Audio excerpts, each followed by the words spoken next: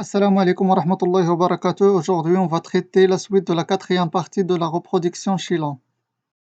Et on commence par l'accouchement.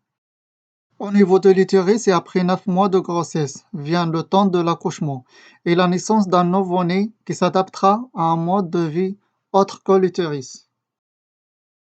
Comment s'effectuer alors cet accouchement?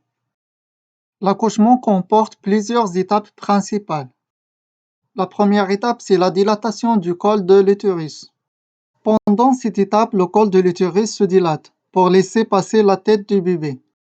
La poche amniotique se rend et le liquide qu'il contenait est expulsé, c'est la perte des os. Sous l'effet des contractions utérines, le bébé descend dans le bassin de la mère, normalement la tête la première. Les contractions régulières et de plus en plus rapprochées, permettant au col de l'utérus de se dilater jusqu'à environ 10 cm de diamètre. Cette ouverture se fait lentement, jusqu'à quelques heures. Il est indispensable au passage de l'enfant vers l'extérieur. Et maintenant, on passe à la deuxième étape de l'accouchement, l'expulsion. C'est pendant laquelle le col est suffisamment dilaté pour laisser passer la tête du bébé. Les fortes contractions de l'utérus permettant l'expulsion de l'enfant. Cette période dure environ 30 minutes. Le bébé pousse alors son premier cri, quand ses poumons sont remplis d'air. Le médecin ligature puis sectionne le cordon ombilical qui relie l'enfant à sa mère. La dernière étape de l'accouchement, c'est la délivrance. Un quart d'heure environ après la naissance du bébé, le placenta se décolle de l'utérus et est expulsé. L'accouchement est terminé.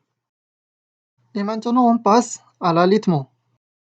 Après la naissance, la nutrition du bébé se fait par l'allaitement maternel, c'est-à-dire naturel, ou par l'allaitement artificiel. Le choix de l'allaitement artificiel peut être dû à un choix volontaire de la mère, une atteinte de la mère par des infections microbiennes, un sein sans téton, un lait maternel à valeur nutritive faible. Généralement, l'allaitement maternel a de nombreux bienfaits pour la santé de la mère et de nourrisson. Les documents suivants illustrent les différences entre l'allaitement naturel et l'allaitement artificiel. Voilà un tableau comparatif de la composition des laits de la mère, la vache et artificiel. Ce tableau montre que le lait de la femme est riche en vitamines, les enzymes, les hormones et les anticorps. Par contre, ces éléments sont faibles dans le lait de la vache et lait artificiel. Après la naissance, le sein de la maman produit un lait jaunâtre, appelé le colostrum, riche en protéines, lipides et sels minéraux et certaines protéines intervenant dans la défense contre les infections. Ce lait, facile à digérer, est présenté sous une température de 37 degrés Celsius, permet un bon développement en nourrisson. Voilà les principaux avantages de l'allaitement maternel en comparaison avec l'allaitement artificiel.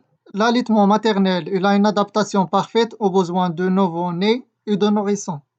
Suffisant les 6 mois premiers, il est évolutif durant la période de l'allaitement. Elle passe de colostrum vers lait de transition vers lait mature.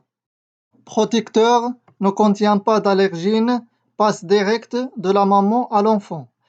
Lien affectif, source de plaisir et est économique. Mais contrairement, l'allaitement artificiel, il a une adaptation imparfaite aux besoins de nouveau-nés et de nourrissons. Non protecteur peut contenir des allergènes, passage à l'enfant après manipulation, absence de lien affectif et coûteux. Et comme ça, on a fini le cours d'aujourd'hui. À la prochaine, Inch'Allah.